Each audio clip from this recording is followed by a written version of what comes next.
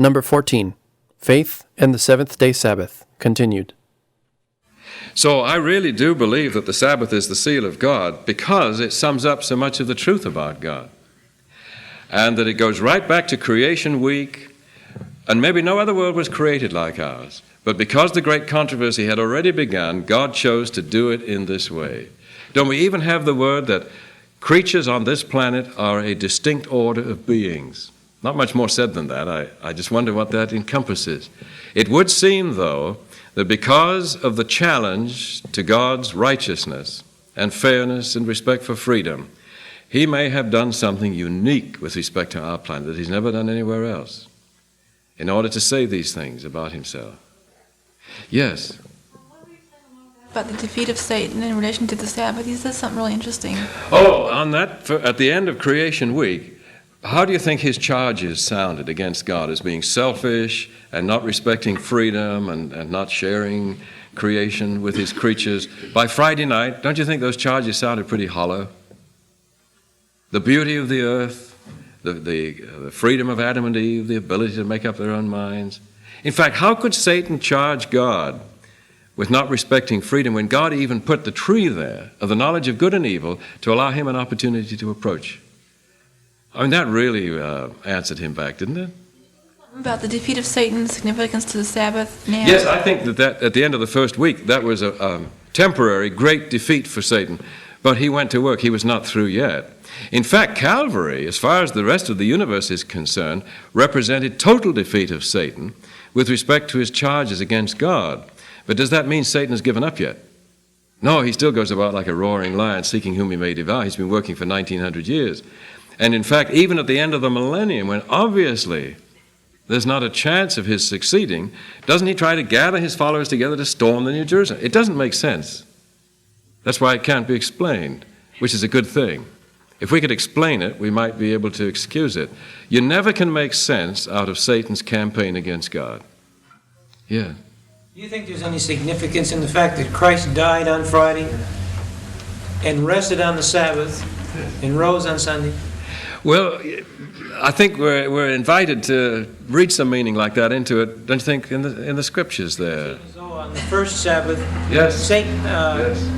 Satan had time to stop and reflect about as to how badly he was defeated temporarily. Yes. But on this Sabbath, it would seem as though he had the whole day to stop to see how he had been defeated finally. Don't you like that? Don't you think that ties in perfectly, which means that the Sabbath would have even more meaning since Calvary, well, far more meaning. When Jesus said it is finished, it's just like the Lord finishing creation and said it is good. In fact, it is very good. And then the Sabbath. Yeah, I go for that. It seems like this area in the New Testament, too, is the area that best points out which day is the Sabbath. Yes. They're at the end of Luke 23 and first part of Luke 24. So it would seem as though God is trying to tell the world something again right there. I mean, he took time out to point directed attention right at the Sabbath. The interesting thing is, though, it would appear during that seventh day that God had been defeated and Satan had been victorious. It depends on how we measure God's success in the great controversy. The universe, at least, was celebrating victory. They knew it was finished, and they were waiting for the Lord to return on Sunday so they could accept him. Yeah, I think that would be very much involved. What do you think the burden is for eliminating the seventh-day Sabbath around the Christian circle? I mean, thinking of our warmest Christian friends, the ones that pray for us. Why do they want to get rid of it? They see it as bondage. I think they misunderstand it. The basic philosophy, I think, that they accept just seems to say that it's no longer matters. But they say it's 24 hours of doing nothing, of just being blah. They see it as a rather arbitrary requirement, as sort of a prohibition. Yes, negative. All the things you can't do. Do you think then maybe we have contributed to their misunderstanding there? I think we should be very sympathetic in that case. I was very impressed with some folk that came up after the meeting in the Presbyterian church. Note, I'm sure now it was Presbyterian, not Baptist. That shouldn't make any difference. These are our best Christian friends who believe so many of the things that we do. But a number of the folk who had been Adventists before came up afterwards, and they seemed to be very pleased that Seventh-day Adventism had come off so well, and that seemed puzzling to me. Even though they had left us, they didn't want it to sound too bad. It was rather interesting. And some others that came up with them said, well, we read those same meanings that you have assigned to the seventh-day Sabbath to the first-day Sabbath. We read those same meanings into the first day. Well, I said, are those meanings of supreme importance to you? To the extent that if it should ever become clear, and you wouldn't agree with me right now on this, that those meanings about God and the purpose and destiny of life, if those were to be attached to the seventh-day Sabbath, would you be willing to make the shift? Oh, yes, they said, if we thought those things belonged to the seventh-day Sabbath, we would have to make the shift. And they seemed sincere in that. It's that they don't see the connection at the present time. Do you think the problem, they see the first day Sabbath as being related to redemption, but because science says that creation is impossible. Don't you think that has undermined it in the minds of many? If you can't buy the creation story, you've really begun to undermine this. Say more. I'm sure that's part of it. Well, I think they're biased. I mean, they're influenced by the scientific world. And then they try to limit the seventh-day Sabbath to the Jews, as if it had no broader significance, and yet it does go back to creation week. Well, the way the Jews kept Sabbath was not a very delightful way of doing it, and made it unpopular. Mm-hmm. But God never told the Jews that it was their day. He always told them it was His day. Yes, that's right. And Jesus came along and said, it's my day. It's the Lord's day, it's not yours. I think we could play on this more. In fact, since I began to see more vividly in my mind the events of creation week in the light of the great controversy, the more I have felt to emphasize the seventh-day Sabbath as really His day when He invited the universe to join with Him. And I'm going to emphasize more from now on the fact that it was our second day. It was not our seventh. That first Sabbath was our second day. Then the Lord gave it to us, Mark 2:27, to help us, because He knew how much we would need it. And history shows how much we have needed what the Sabbath stands for, because look what has happened with the world either giving up the Sabbath, substituting another Sabbath, or misunderstanding the Sabbath. It has led to different answers to these questions. Yes? Could you define again the seal of God? Using Ellen White's words there, well, she says to receive the seal of God is not to receive any sign or mark that can be seen. It means rather to be so settled into the truth, both intellectually and spiritually, that one cannot be moved. Now, if the Sabbath sums up this truth, then those who are settled into the truth about God, into the true side of the great controversy, will be keeping the seventh-day Sabbath as public acknowledgement as to which side they have taken. Now, right now, seventh-day Sabbath keeping is not seen as related to which side you've taken with respect to the kind of person God is. See, I could wish that our seventh-day Sabbath keeping were understood as our stating that if you want to know what kind of a God we Adventists worship, look at Christ. For Christ is God, our Creator. We believe that God the Father is just like Christ. And every seventh-day Sabbath we acknowledge this, for Christ was the Creator, Colossians 1:16. So it really should stand for our convictions about the kind of person God is. And I wish, because if we have to die martyrs' deaths, let it be for our convictions about God and not some lesser matter. I hope it's seen as having to do with that. Because that's the only thing really worth taking a stand for and being opposed for. This is what the argument was among the angels. This is what the argument was about when Jesus was here in person. And this is what the controversy will close on at the end. Now, Ellen White does say the Sabbath will be the central issue in the last great conflict, doesn't she? But that conflict is not just over a day. It's over the truth and the lie and the sides we take in the great controversy. And the Sabbath Sunday issue is only significant as related to these two sides. It's not just simply, are you going to obey this authority or that? It's rather, what decision have you made in the great controversy about God? Have you accepted the truth that Jesus said, if you've seen me, you've seen the Father? Or have you accepted Satan's lies about God? And the strange thing is, in Revelation 13, the whole world will prefer Satan's side and his way of doing things. Well, 1/3 of the angels did. It doesn't make sense, but that's history. Yes? Reference for that, please, about the seal of God. It's in the quotations on perfection that I handed out. It's in volume 4 of the Bible commentary, at the back, page 1161, and originally it was written in 1902, and in the files, in the vault, it's manuscript 173. In fact, let me read the whole paragraph.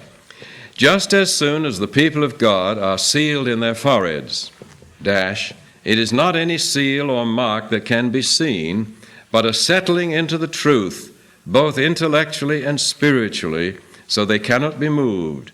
Just as soon as God's people are sealed and prepared for the shaking, it will come. Indeed, it has begun already. The judgments of God are now upon the land to give us warning that we may know what is coming. So this is related to Revelation 7, the holding of the four winds, you see. God will not allow the four winds to be released, the closing events to occur until his people are settled, or else we'd be shaken. So in mercy, he does not allow these events to occur. How could you say an Adventist would be shaken? Shaken on what point? Are we all in agreement on all the major points? Or are we settled into the truth about God, the knowledge of God? Yes. Public keeping of the Sabbath, that is actually the test of the mark in the last days. Since the apostate Sabbath, the Sunday law, will be cleared publicly on one hand. So the mark of the writers, the angel, the inkhorn, that marks them before the destroying angels follow. The angel with the seal, that seals the people of God, is in contrast to the mark of the beast, which is definitely public. And therefore the Sabbath will be public too. And so this mark of protection is a mark of death, that when you publicly keep the Sabbath over against the law of the land on the first day of the week. Could you see the Lord instructing an angel, though, to come down here and check everybody who's not working from Friday sundown to Saturday sundown? There's a safe to save saint. And the angel might say, look, you've forgotten, Lord, 1900 years ago, if we had done this, we would have sealed some of your crucifiers. So that's not enough. What about those who arise in the wrong resurrection and say, Lord, Lord, open unto us, have we not done many wonderful works in your name? Cast out devils in your name. He says, go away. We never knew each other. We never were friends. I'm afraid there are going to be some abstainers from work, Friday sundown to Saturday sundown, who will arise at the end of the millennium expecting to be saved and finding to their horror that mere abstinence from work during those 24 hours has not equipped them to live in the heavenly society. They did it for the wrong reason. So it has to be read more deeply than just public keeping of the day, it would seem to me. Yes, would you? I'm always very protective when I hear people attacking Sunday worshipers, because I was one for a long To time. be sure. I think, by the way, we should be very careful and respectful on this matter. Very. One of the reasons, I mean, having come from that background, I know one of the reasons is that the external impression that Adventists give is legalism. And until recent years, when I first started going to Adventist church, I never heard sermons on Christ. And that's the only thing virtually the only thing I heard in the Sunday-keeping churches. I mean, he was preeminent.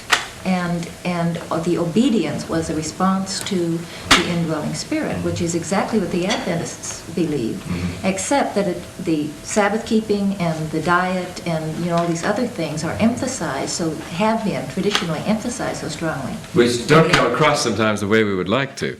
Ellen White ran risks in making comments on this that we'd hesitate to. She says, we have preached the law, the law, the law, till our preaching is as dry as the hills of Gilboa.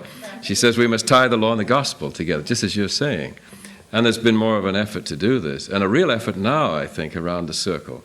I never realized, really, being brought up in a Seventh-day Adventist atmosphere, how legalistic Seventh-day Adventists are. How we look to the world or how we are? Bit of both? Well, actually, how we are, you might say, until I started teaching this class over at El Monte on the Bible of God. There it is. And when you ask the question, what does this tell you about God? The first thing that usually comes out, he's very particular. Oh, yes. Yes. In fact, I was with a group yesterday where we discussed this. God is very particular. And that's right. He is very particular. Very particular about what? That's the thing. What is he particular about? I mean, God absolutely requires without reservation that nobody be admitted to the heavenly society who cannot be trusted there. He absolutely, and that's for, I derive a great deal of comfort from this. I know that there is no danger that I will live next door to somebody who will wish me ill in the hereafter. He absolutely guarantees that. He is particular. But anybody have any objections? All he is insisting on is that the universe remain free.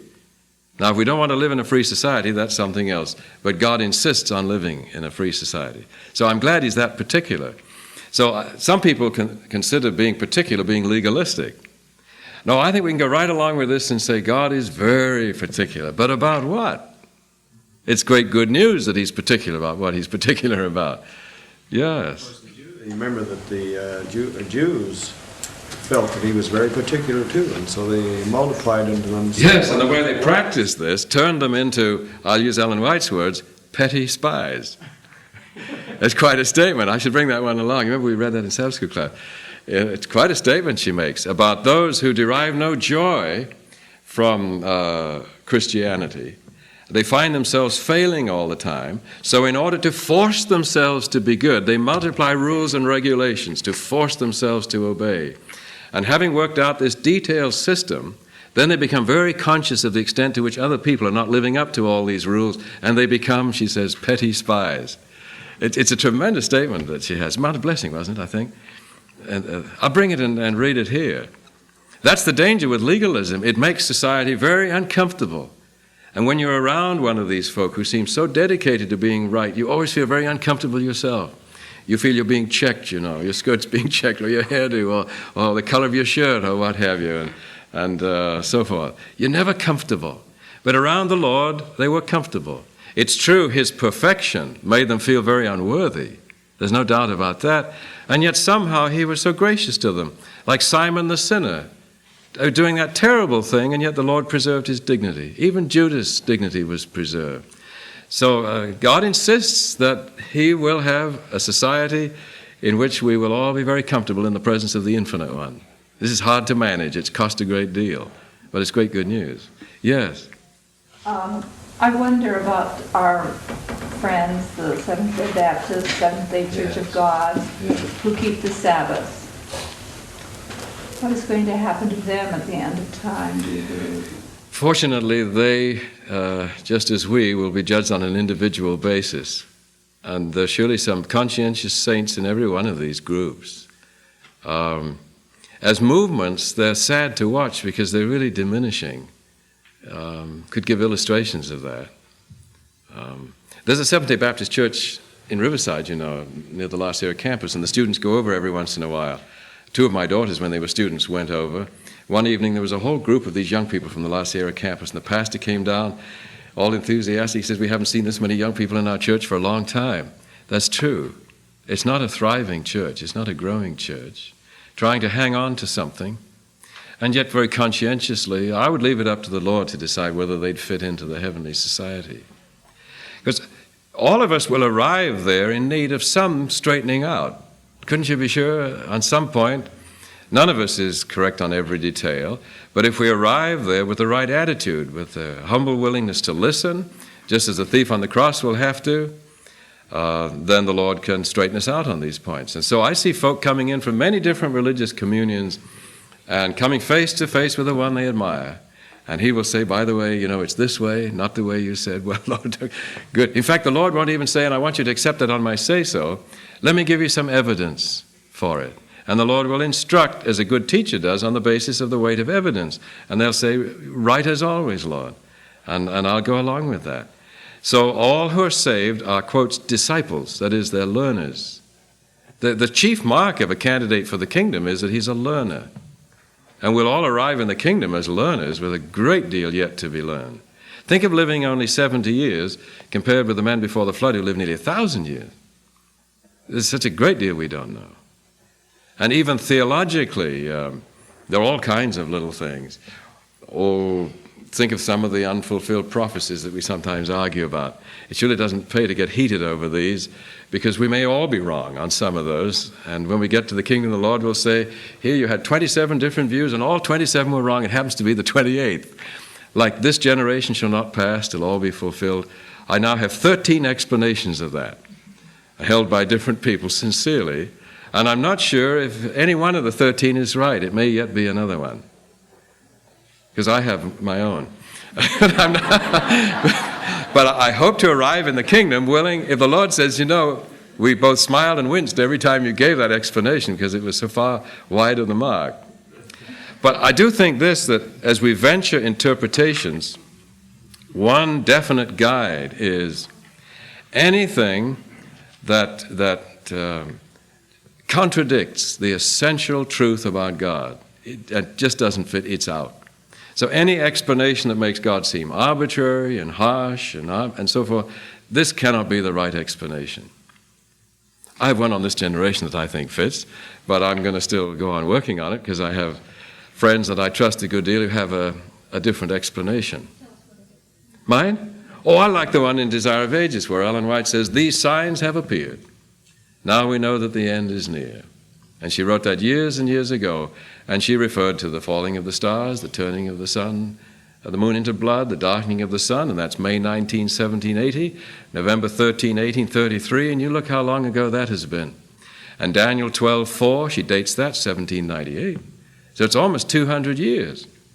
But then having said that, she said, but we must remember that the promises and the threatenings of God are alike conditional. That had Adventists held fast their faith after the disappointment in 1844, receiving the message of the third angel, and in the power of the Holy Spirit giving it to the world, the Lord would have wrought mightily with their efforts. The work would have been completed, and Christ would have come ere this. And had he come then, the generation that saw those signs would have seen him come. That's the way it could have been. So then she says, has the word of the Lord failed because time has continued? No, never, she says. It must be remembered as in the days of Jonah, that the promises and the threatenings of God are alike conditional. He's always been that way, and he's doing it now. And we shouldn't be ashamed of this. This is consistent with the picture of God in the 66 books, that he would still be waiting patiently, for so long as there's anyone willing to listen. So I would rather take it this way. It was the intention that the generation that saw those signs should see the Lord come. But the generation is gone. It doesn't even help when you read in the newspaper, they've just found somebody in Outer Mongolia who's been living on yogurt for 100 years and has made it to 157. That isn't old enough. The generation is gone. That's all there is to it. It's gone. But has the word of the Lord failed? Not if you accept all the stories in Scripture. And woe betide us if, like Job, we're offended that he didn't come when he said he would within that generation. Are we ashamed that God would wait? As God said to Jonah when he was really annoyed that God didn't carry through with the 40-day threat. He said, don't you care about the people? Why, there are even a lot of cattle in there. Remember how the book ends? Don't you care at all? I do, and so the Lord waits. It would be terrible if Adventists should be ashamed of God as Jonah was for patiently waiting these years. We should be very proud of this and show how consistent that is with Scripture. Well, next time, let's work on the question, what is Christ doing in the heavenly sanctuary? Should we pause before we go? Our loving Father in heaven, when we look back through the 66 books and see the accumulating significance of the seventh-day Sabbath, we apologize that we have often spoken of this day and our reason for keeping it in such a way as to come far short of representing its real meaning, and worst of all, of representing the truth about Thee, who so graciously gave us this day in the beginning, and then has added so many meanings to it all through the centuries. A day that should mean most to us in these last days, on the verge of entering into this final Sabbath-like rest to come, when the earth is recreated and Eden is restored. Help us as we study Thy Word, under the guidance of God, the Holy Spirit of truth, that our own understanding may become clearer, and that in turn we will be able to explain these things much more accurately and truly and correctly to our fellow men. Because so often when we're asked these questions, and the question may seem to come carelessly, it actually is expressing the wistful desire of another person who really would like to know. And on those occasions, if we do not speak well and truly of Thee, we have deprived this person of his opportunity. Help us to covet each opportunity that comes to us to speak well of Thee, and to use that occasion most seriously to speak truly of the kind of person Thou really art. Help us to share the jealousy of Paul for Thy reputation, and of Job and of Moses, to be most concerned when people ask us why we believe what we do and why we don't do the things that we avoid, that in our explanation we be most concerned about what they think of Thee, rather than what they think of us. And yet we cannot do this unless we know the truth about Thee and Thy wise and gracious ways. And this is our purpose in these few hours of study. We do pray that we may use them well, that Thy Spirit may guide us into truth, and that with then clearer understanding and with better words and better tone of voice and look on the face, we may express what is our great privilege to express, the truth about Thy gracious self. Guide us in this, we ask, in Jesus' name. Amen.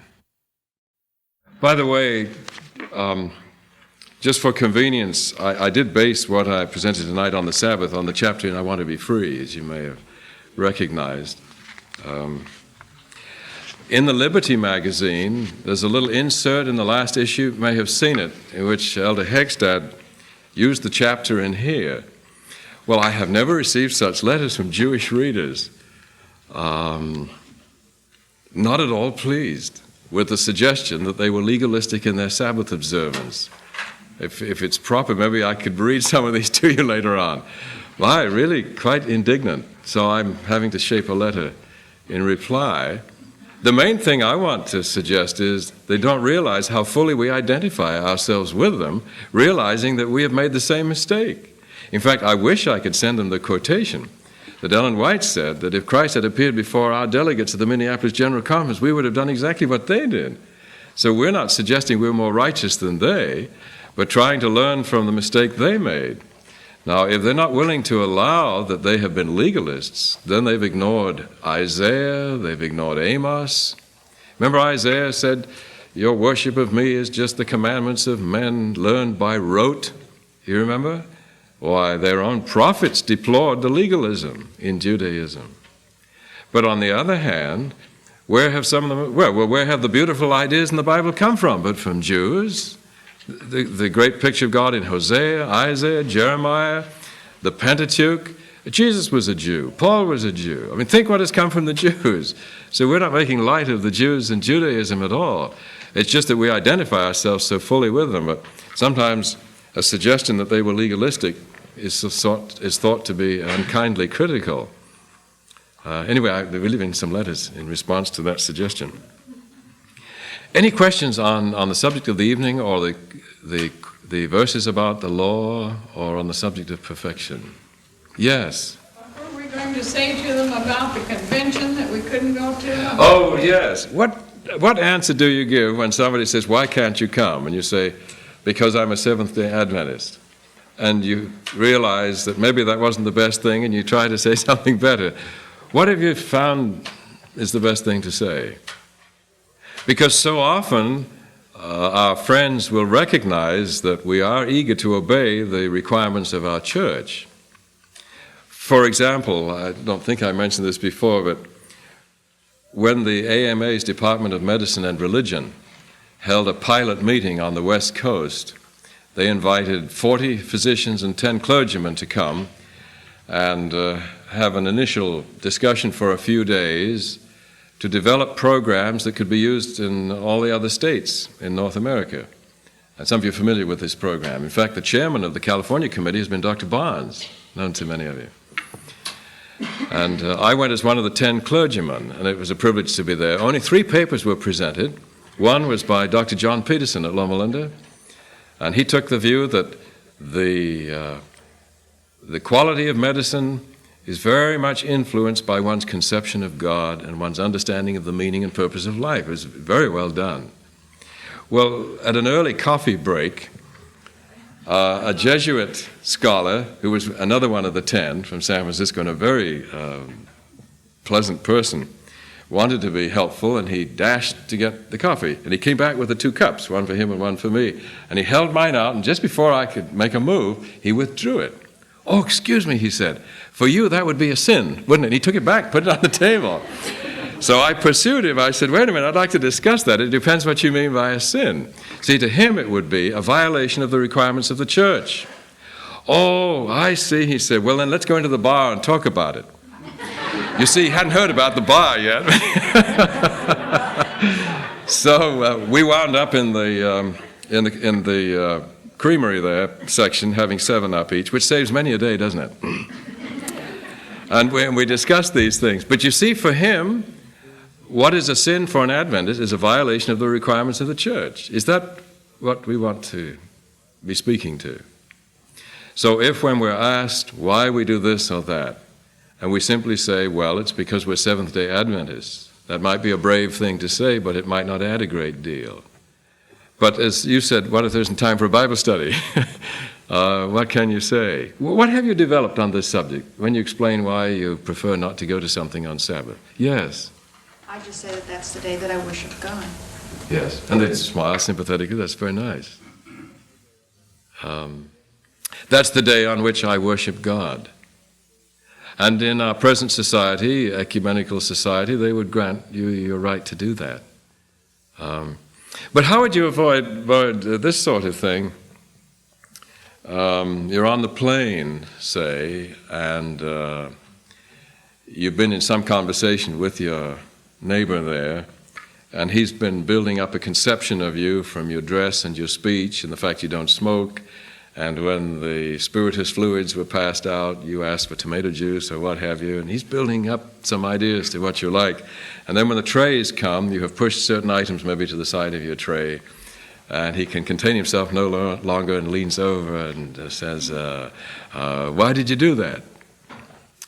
And you realize that this is going to destroy your peace for the next 4 hours, and you were looking forward to such a restful flight across the country, and you know, if you get into this, you're going to talk all the way home and get a stiff neck from talking like this. You know how you do. And if you just kept your head in the newspaper, you wouldn't have got involved. But then you think, no, I was at MV meeting last Friday night, and I must share my faith and bear my testimony. And so you say, well, the reason why I didn't eat that is that I am a Seventh-day Adventist. Oh, he smiles understandingly. I'm a Roman Catholic.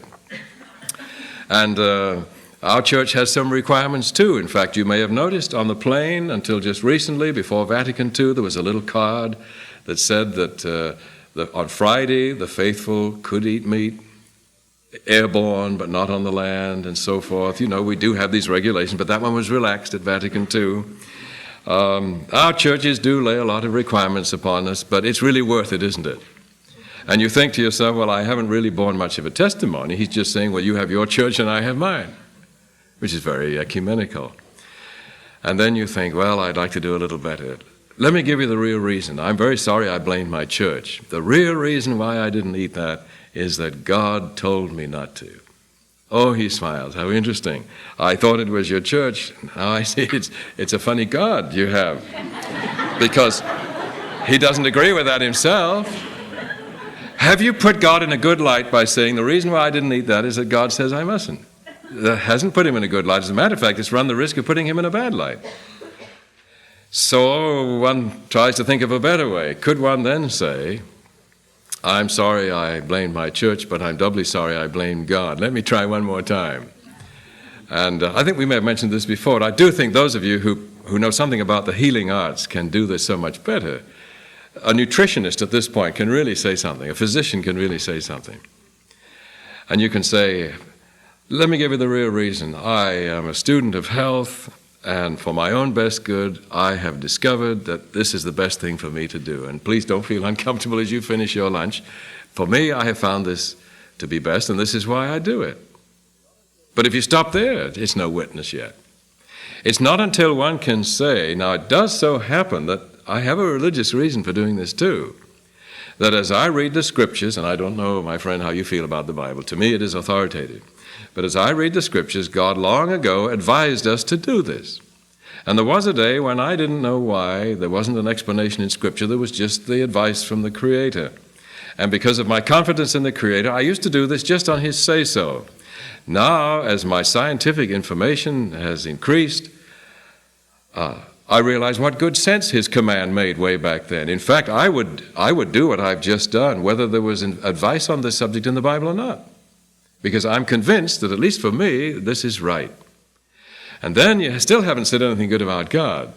If you could then go a little further and say, you know, the longer I live and the more I study and the more experience I have, the more I am finding that the things God has asked us to do make such good sense in and of themselves that I'd want to do them anyway. And now I realize that God never asked me to do anything that was an infringement of my freedom, that it was to enhance my freedom, it was to enhance my life, my health, my intelligence, my happiness. And I worship him. I have increased admiration for God as I find that everything he's ever asked me to do makes such good sense. Now one is really contradicting Satan's charges. One is really speaking about the righteousness of God. When you speak of admiring him for his wise, fair, and orderly ways, and when you say, you know, I don't know of one rule left that sounds the least bit arbitrary. There are no arbitrary regulations in God's government. It all makes good sense. And I rejoice that I live in a time when scientific knowledge has increased to the point that we can understand his requirements. No infringement on our freedoms, just advice as to how to be more healthy and more intelligent and more free. Then one is really speaking to it. Now that's on the subject of, say, things that deal with health. How about the Sabbath? Yes. I find, especially at work, my friends, when they ask about the Sabbath, generally feel that it's a time that I'm very uncomfortable and that I can't do this and I can't do that. Yeah. And I find in my inadequate way the best thing to do is to show them what a wonderful day it is and how much I need and how much God, who loves me and cares about me, wants me to get my mind off of my bills and my problems and the television, all these things that I know that they're involved in. And I think if you're gifted with some kind of a picturesque way of explaining what a beautiful day it is, then they get a little different concept and they look at you a little different. And then they go away kind of shaking their head a little bit and wondering, at least, if maybe they've missed something, you know. Yeah, and I feel when you're through and you feel that at least a fairly good job has been done, it has been a very great honor to help to relieve the Sabbath of the incrustations of legalism that have weighed it down through the years, because that in turn reflects on God. Would it be all right, say, because so often we don't come off too well. I mean, when we're all through, we realize we haven't done very well. But sometimes it does turn out right, doesn't it? And this person leaves you relieved of some misunderstanding about God. To rejoice in that, I think that's proper. One only wishes one had done a little better. But then one aspires to doing this again and to doing it more eloquently. I think it's our greatest privilege to speak well of God and to hear God say, you have said of me what is right, as he did to Job. And I think if we were more concerned about that, we might work toward giving better explanations, which won't so much put us in a good light. Those wonderful people, look how obedient they are. They admire us more than they admire our God and his rules. Well, that's not what the controversy is about. When we're through with our explanations, we might not look so good because they might say, well, how can you know all that and not be living up to it? You say, well, I'm ashamed, but I'm not going to let you put God in a bad light anyway. Yesterday, I took these stress tests in the cardiology department, on a treadmill. Some do it on a bicycle, some do it on a treadmill. And I was listening to how the doctors were dealing with the patients. One gentleman, they were so gracious and does it with such skill. He had a lady perched on this bicycle, and she hadn't lasted very long. She finally collapsed completely, and she was a heavy smoker. So he was talking to her afterwards, and was she vulnerable, and was she open to truth and help and conviction at this time? And I heard him saying to her, look, if you want to be able to peddle that thing at all next time, you take that carton of cigarettes and you throw it just as far as you can. Oh, yes, doctor, yes, doctor. She was saying, it didn't sound at all arbitrary and legalistic of him to say, quit smoking. The evidence was there. And I think just as the doctor took advantage of that moment when the weight of evidence was so convincing, so I believe in presenting our theology. We've got to wait until the moment is right, so the evidence adds up right, and the individual is in the mood to perceive it, and then strike. That's the job. I think that that our authority should rest upon our ability, and hopefully the Spirit of truth is guiding us, to weave such a web of truth about people that they're almost trapped by it. But they're not trapped by us. They're trapped by the fact that if there's any honesty left in them, they'll have to admit that that's where the evidence points. There's just no other way to go. Then, realizing that the evidence adds up so convincingly, if they then say no, truly it is reprehensible. And they're guilty. So I think we've got to learn to maybe trapping's a bad word. It seems to limit people's freedoms. But anyway, so surround them with the evidence that for one moment it seems there's no other way to go than to say yes. Well, that lady was really convinced. I'm sure she went through it all the way, though I'm sure the habit came at her a little later. But he did it so convincingly under the circumstances that I thought, well, that's the way to go in presenting the whole message. Let the truth speak for itself. Yes. I really like the steps to Christ says that God never asks us to believe without giving Precisely. sufficient evidence. Our authority rests on that weight of evidence. And I like to say when somebody says, well, why can't you do this on the Sabbath? Say, well, I'm a Seventh-day Adventist and we believe because, give a reason, it helps. I think so, and now that, of course, raises the question, how long do you have for your Bible study? Sometimes you only have a few minutes. It's much more difficult to do it in a few sentences than when you have a lot of time. And I remember one time I had a lot of time. It was one of the last flights of these, all those constellations that had those triple tails. You remember those large, last ones that had the propellers. And when I was flying from Washington back to San Francisco, still teaching at PUC, on one of these big planes. And when I sat down, it was my pleasure to find I was seated next to the chairman of the Humanities Division at the University of San Francisco State. And almost immediately we got onto the subject of God, creation, and all kinds of things. So I knew I wouldn't get to read any newspaper then because it took 7.5 hours to cross the country. And it wound up a little longer than that because over the Rockies, one of the engines went out. And the weather was rough, so the pilot says, we're going back to Kansas City. And when he landed on the runway, something went wrong, and he rolled off to one side, and that huge plane bogged down in the mud. And the lights went out, and the pilot and the crew came and sat with us. And the pilot says, I'm so embarrassed, I have never run a plane off the runway in my life. And we waited for them to come and rescue us. And first a tractor came and hooked up to this huge plane, couldn't budge it a bit. And a second vehicle came, neither could budge it. So we waited a long time in the dark, and then down the runway came a long procession, in the middle of which were the steps. And sirens blowing, and a long procession, and they tried to get these steps juggled out to the plane. They couldn't quite get them nearby. And one by one, they helped us over and down. Then this procession into the airport. And they put us all on a first-class plane and served all the liquor everyone wanted to make up for the inconvenience. And my seatmate said, I normally never drink, but he said, I have a very heavy day tomorrow. I simply must get some sleep. So he studied all the little bottles, and he finally picked one of these little bottles of bourbon, and he drank it. He described to me how this was going to benefit him. Finally he said, I think it will take 2. He took a second one, and I looked around the plane, and everybody, little old ladies, everybody, they were all enjoying this free liquor. And in a short while, everyone in the plane was blissfully asleep. I had a glass of milk and couldn't get a wink of sleep. I know what the moral of that might be. But the plane didn't land for 17 hours. From Washington to San Francisco, 17 hours. And a good share of that I was in conversation. So I had a chance for a Bible study then, and we went into many details. But when you have just the 2 minutes, what do you say to people? Why you can't come on Sabbath? Whatever you say, I think you should say it with a smile. All right, that would be, with respect for the one who might disagree. And yet it shouldn't suggest that we're not very strongly convinced about this. But if you're talking to someone who doesn't believe in the Bible, that's very hard to talk, and a lot of people don't these days. Yes, Elder Rich. I am not sure I can give the answer, but I think the first response that always comes to me in a situation like this is a silent prayer. Say, Lord, help me. Yes. And I've really been surprised some of the things that I've heard myself saying. Yes. Have you had this experience? I think it's a good beginning, very much so.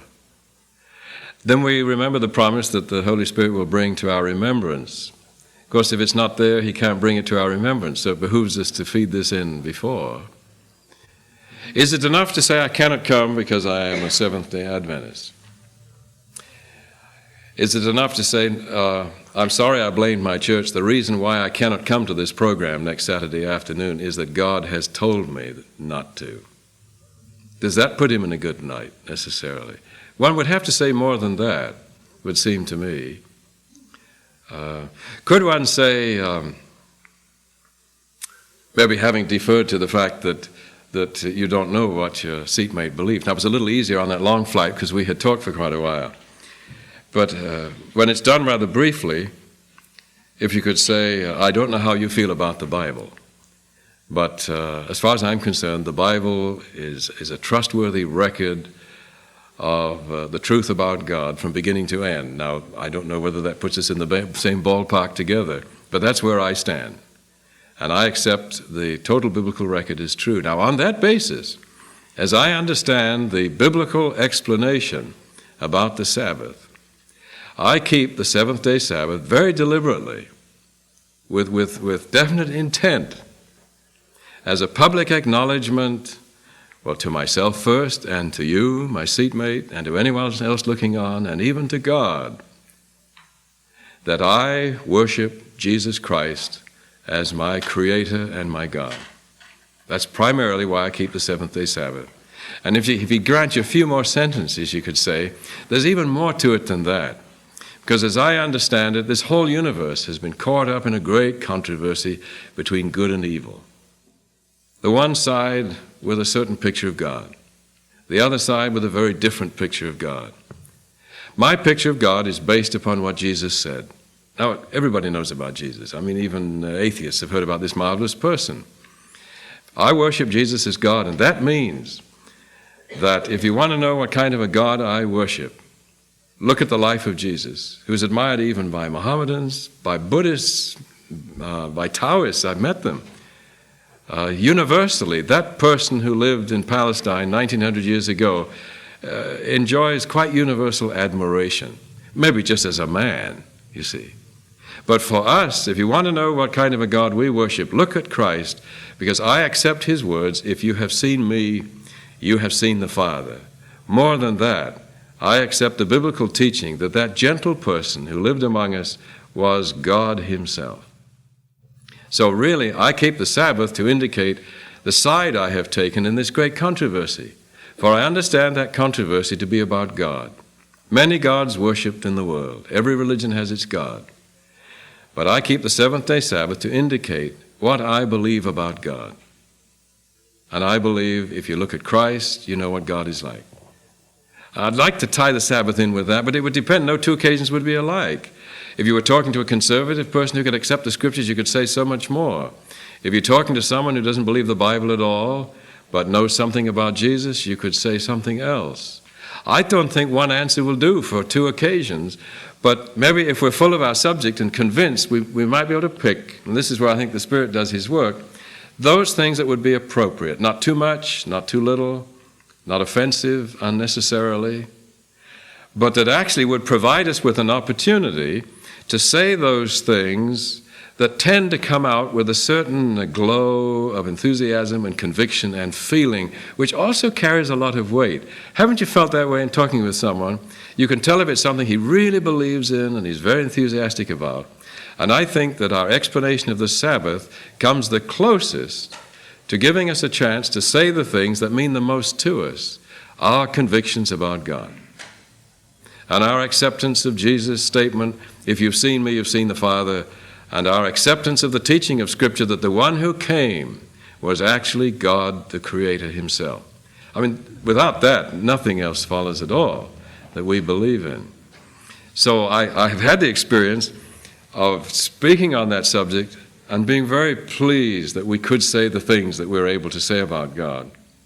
And having the other person indicating that's very wonderful, but he doesn't believe it. I mean, that's disappointing.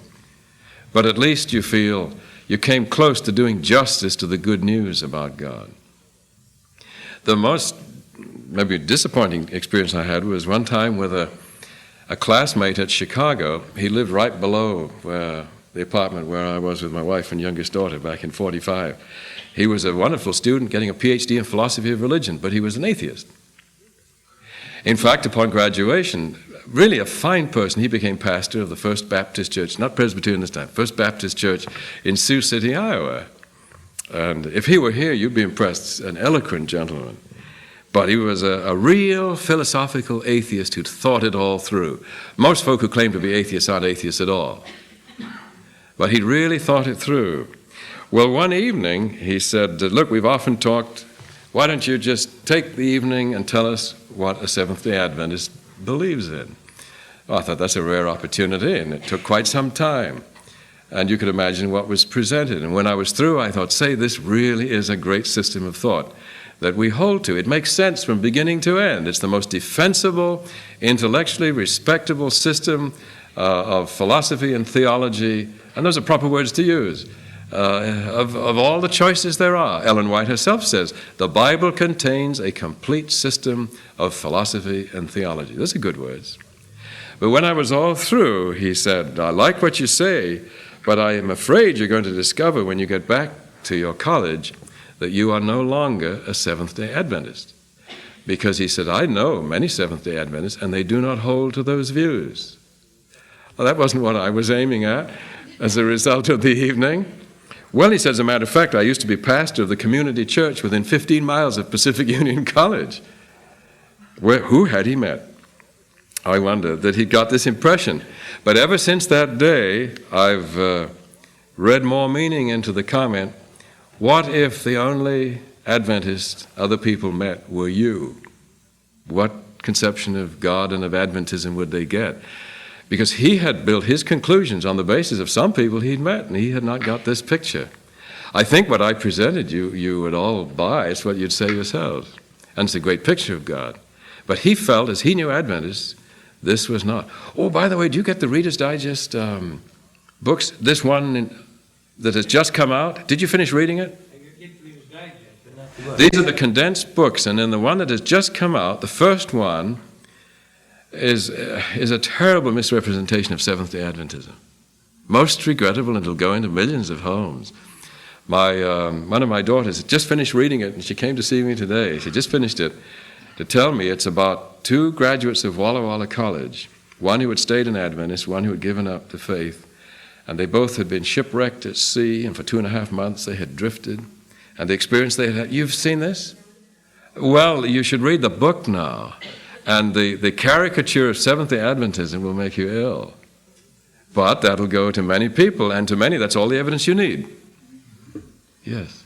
I think they had an article on that in Insight about the two men, and it was a beautiful representation, I thought.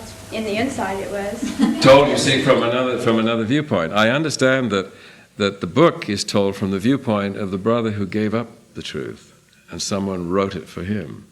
I've got to go and read the book myself now in the light of this. How long ago was the Insight article? I have a copy of it in my car, I think. Okay, I should read that for balance here. Yes. But you see, these reports do go out about us, and they're based upon the opinions of just a few. Yes. I heard the author of that book on a talk show. Oh, you did? And I turned off the talk show. I got so upset. I said, oh, and all these people are listening. Because people called in and they'd say, well, what about this? And he and the guy who were doing the talk show would say things like, you know, because he said things like, because this guy believed that God would save him, he threw away all our provisions. Yeah, that's in the book. You know, and I just kept going, oh dear. Yeah. Now that's been most regrettable. God is not put in a good light in any of that. Well, more importantly, when we give our own explanation, are we most concerned that God be put in a good light? And I think one of our most difficult explanations is the keeping of the seventh-day Sabbath. So to keep working on better ways to do that, I think would be well worth the effort. You know, you can say, oh, I love so-and-so, but you won't really like them. And I felt in retrospect that maybe one of the greatest contributions of bedtime stories sometimes thought, well, these are not message-filled books, these are just stories for the children. But when you're emphasizing the fact that God is likable and he's trustworthy and he's dependable, that's what the great controversy is all about, and children can grasp it at that level. They may not be ready yet for the book of Job, but as they grow up, they should advance into that. But for little ones to realize that God is someone you can really like and trust, I think that was the whole intent of the 50 years of bedtime stories. So I've been glad for that influence in the past. Any other questions on the texts or on the Sabbath or on perfection? See, these matters of the law, the Sabbath, and the demands of perfection, these are the areas where we have friction with other people. And we need to find ways of expressing this. To show that one can be obedient and free at the same time, I think is so crucial. If we're convinced of it, there is so much evidence in support of it. Because if you're obedient to what God asks of us, then look what the consequences are. But health and freedom and all the good things we desire. He's not eager to deprive us of any freedom at all. Are there any arbitrary commands you can think of that God has laid upon us? Just to show his authority. The command to Abraham seemed that way at first, didn't it? Sacrifice your son. That just seems so unthinkable. And yet Abraham knew God well enough to recognize his voice in the first place, which means he knew him very well, that he could say to God, I'll not rouse Sarah. I'm afraid this would be too much for her. Because it was a very difficult command. But he said, as far as I'm concerned, God, I'm convinced you're asking me, and so I'm on my way. But I can't fit this in. I know it will fit in, God. I know there's some solution. But I'm on my way. I don't see it now. And as I go, may I question you.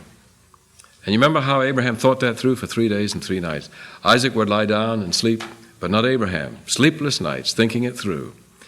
And the book of Hebrews says that at the end of the 3 days and 3 nights, Abraham, knowing God so well, knew that there would be some sensible solution, that God would perhaps provide a substitute, or he would resurrect his son so that that promise about his descendants would not be broken.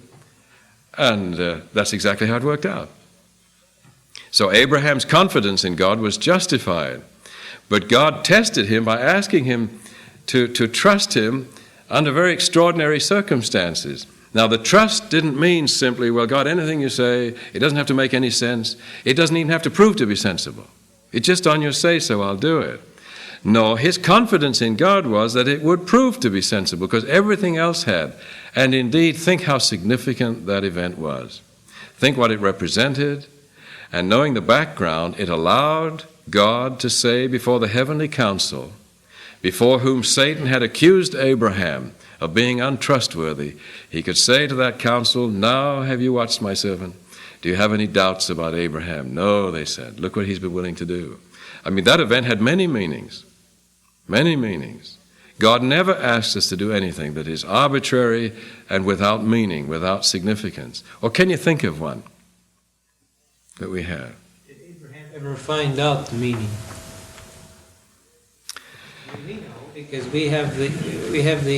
That's right. But we're like Job. Did Job ever find out what caused his experience? Let's think what Abraham could have found. Because he did have the gospel. In fact, you remember in Patriarchs and Prophets, Ellen White says that Abraham pled with the Lord to allow him to see the Messiah. And as far as was possible for a human to see him, Abraham was granted that privilege. Remember we read that in Sabbath school a couple of Sabbaths ago. He was allowed to see this. The gospel came to Abraham to the extent that he knew about the Messiah. I would think he was able to tie that in then to the sacrifice on the mountain. But did you see why that God had put into this text? With respect to the heavenly council, I don't know of any evidence that he did. I'd have to go back and reread Patriarchs and Prophets for that. I think there's a reason, a lesser reason maybe. Mm-hmm. It was because he had slipped up twice already. That's right. And given Satan a chance to accuse him before the heavenly council. Did he see that due to the fact that he had slipped up twice, God was giving him another test? I mean... No, I don't know there's any indication of that in the record any more than there is for Job. That is, Job in the kingdom will learn about the conversation between Satan and God in chapters 1 and 2, but having not read the book about him, presumably, he doesn't know that. Maybe. So, conceivably with Abraham. Well, now, did the event in the end, well, what he anticipated did occur. God provided a substitute, and Abraham could say, I knew he would do something like this. So it did work out consistent with his confidence in God. But perhaps he has more to learn in the hereafter as to the significance of that event. Yeah, I would think so. He just felt he was better friends with God after he did it.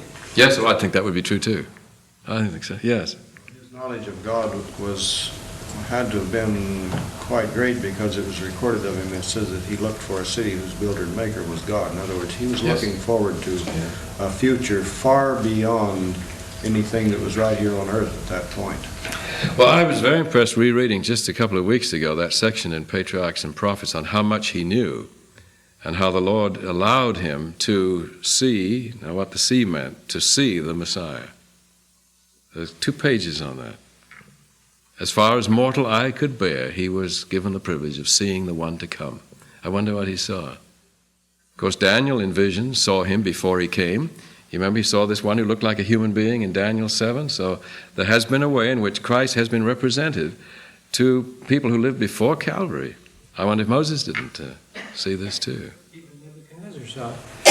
Yes, not knowing for sure who he was, but at least he said, then the form of the fourth is like a son of God, is divine. Yes. Well, any other questions? If not, it's time to close. I hope, having gone by perfection in those texts without a great deal of discussion at the end, I didn't pass up some opportunities you really would like to have taken to raise questions on those verses, which are often used by our less than friendly critics, aren't they? Well, if there are some, bring them up. Let me know about them, and we'll take time to do this. Yes? One question, you mentioned the text that connected sanctification and God and the Sabbath. Oh, yes, in Ezekiel 20, 12 and 20, and also in Exodus 31 near the end. It's in both places. Of course, I like the one in Ezekiel because of the way Moffat translated it. I gave them my Sabbath to mark the tie between me and them, that they may know that I, the Lord, the Eternal One, am the one who sanctifies them. Yes? Well, sometime back, you had mentioned a verse about an eye for an eye and tooth for Oh, yes. that. I was wondering when you're going to get into that. We did that most when we went through book by book. And Jesus came and said, of old it was said, an eye for an eye and a tooth for tooth, but I say turn the other cheek. And it looked like contradiction. And Jesus' presentation of his Father did not seem to be in harmony with the Old Testament. So they felt justified on the basis of their collection of texts in rejecting his picture of God, to the extent of saying, you have a devil. And Jesus said, and this is, I understand, the meaning of the verse. We sometimes use it just for the 10 Commandments. He said, think not that I've come to destroy the law and the prophets. That is the Old Testament. I've come to fulfill, I've come to explain. So he said, let me go on from the eye for an eye and a tooth for a tooth to the matter of divorce. And he explained why he gave divorce laws. And he took one thing up after another, but they didn't like his explanations. They preferred the more legalistic, harsh picture in the Old Testament. They didn't want to be free. And finally he said, look, if only you'd listen to me and heed my words and accept the truth I bring you about my Father, this truth would set you free. Why, they said, we've never been in bondage to anybody. We're as free as we want to be. Which is incredible when you think of it. Because they were in bondage to Satan's lies about God. They believed in a vindictive, arbitrary, punishing deity. And they relished this. The God they worshipped made it possible for them to cry out, crucify him, he's a heretic, if you can imagine. And they did this in harmony with their picture of God. They really were in bondage. He said, if only you knew what God really is like and what he asks you to do, you'd feel so wonderfully free. For example, he said, let me take these rules you follow when you come in from the marketplace. Unless you wash your hands in a peculiar way, you will not eat. And you have other rules for the washing of pots and pans, etc. I never gave you these. These are just the commandments of men learned by rote. Maybe you say, well, did Isaiah say of this people that they worship, instead of the commandments of God, the commandments of men learned by rote? He said, I never asked you to do these things. And they were greatly offended. They preferred to live under all those detailed rules and regulations than be set free. That's perverse, isn't it? But you can see why he got into trouble. Most of all, he said, your keeping of the Sabbath really does deny the truth about my Father. When you think of what the first Sabbath represented, and how every Sabbath since is to remind us that the Creator wants to heal and restore us, and you won't allow me to heal on the Sabbath, now I'm going to go out of my way to avoid provoking you to opposition, but when it comes to the Sabbath, I'll run the risk there. And he healed people on the Sabbath. He healed one man who'd been ill for 38 years. He could have waited till sundown. He healed him right on Sabbath. He tried to show that of all things, healing, such a creative, restoring thing as healing, belonged appropriately on the Sabbath. And it was for Sabbath breaking, most of all, that he was condemned. He was a lawbreaker. Think of accusing the lawgiver of being a lawbreaker, of the one who created that first week and then gave the Sabbath to remind us of how free we were in the beginning. Think of accusing him of violating the purposes of the Sabbath. But remember, the people who accused him were Sabbath keepers and tithe payers and health reformers, etc., etc. That shows how perversely we can go astray even while seeking to be obedient. And that's our greatest warning. And this isn't to criticize the Jews, it's to realize we could do exactly the same thing. That would be our hazard. Now, the careless liberal person doesn't run this hazard because he's not wanting to be that obedient. The one in the greatest danger is the person who says, I'd rather die than sin. I want to do exactly what God asks me to do. I know he's particular, and that's all right with me. God, tell me what you want me to do, and I will do it. He is in the greatest danger. That seems perverse, isn't it? But because that could lead a person to do the right things for the wrong reason. And the Lord said, sadly, you will arise in the wrong resurrection, and I'll have to say, go away, I never knew you. It's so sad you worked so hard. And it's significant that the Laodiceans are described as workers. I know your works, and you're wretched. And the Greek word can mean worn out from hard work. So it's sad to have worked that hard and still miss it. So if one is not free while being obedient, one should be very worried about this. Do you obey with the highest sense of freedom? Well, at least we don't appear that way to the world. Before the end comes, at least the ones we call the honest in heart will somehow get the message that one can be dedicated to obedience and feel wonderfully free at the same time. Do you think that eye for eye, tooth for tooth is, when you take it like that, are the legalists? Well, God gave it that way. See, in the society of that day, that was the best thing. That was as far as they could go. He said, let's at least have justice around here, an eye for an eye and a tooth for tooth. I wish I could tell you to turn the other cheek, but under the present circumstances, you get that one hit too. They weren't ready for turn the other cheek. So he gave them the eye for an eye and a tooth for a tooth and a lot of other strict rules. That was as far as he could lead them at the time. Like the divorce laws, they were a great improvement over what they were doing. But they weren't the ideal. Jesus came along and said, you think that's the ideal?